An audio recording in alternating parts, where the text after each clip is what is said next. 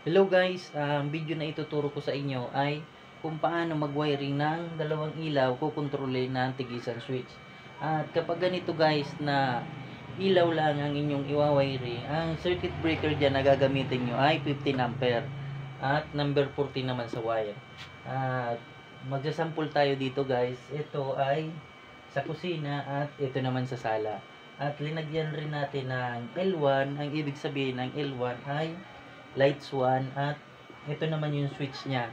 Switch number 1 at switch number 2. Ito naman yung lights number 2 para madali natin matandaan kung alin yung switch niya. Kaya ituturo ko sa inyo guys kung paano yung pag-wiring nito. Simulan na natin guys. Galing circuit breaker, itong neutral niya ay dito natin i-connect sa isang neutral ng receptacle at dito rin sa isang neutral ng receptacle. Ito at saka ito, kukonek natin dito sa neutral.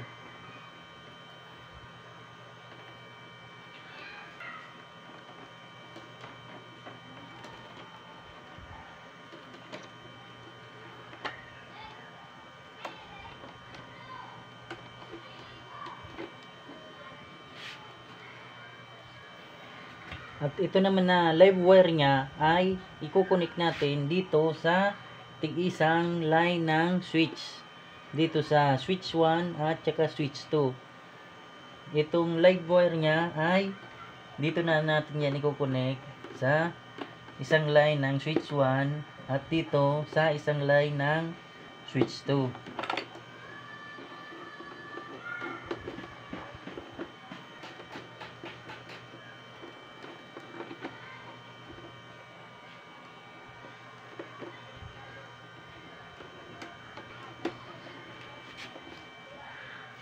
At ang return naman ng switch 1 ay ito na.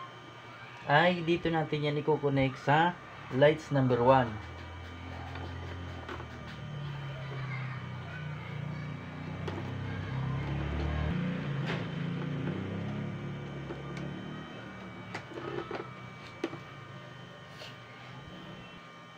At ang return naman ng switch 2 ay dito natin yan i-connect sa isang line ng lights 2.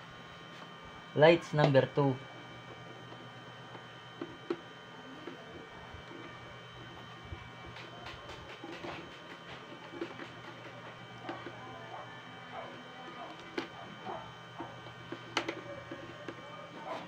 Lagyan na natin ng tape.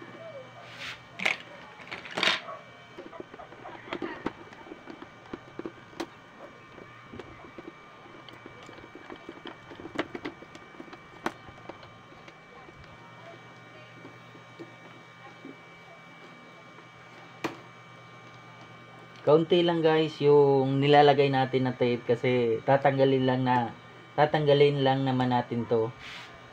Dapat nito ay maraming tape yung ilalagay ninyo.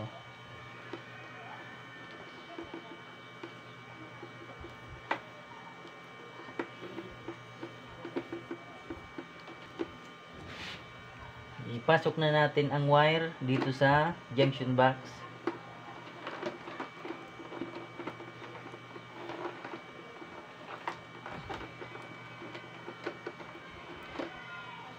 Takpan na natin ang junction box.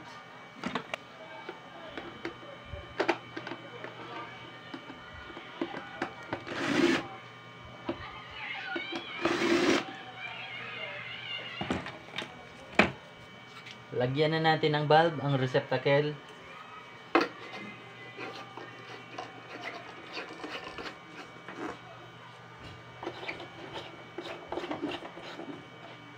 I-on natin ang circuit breaker.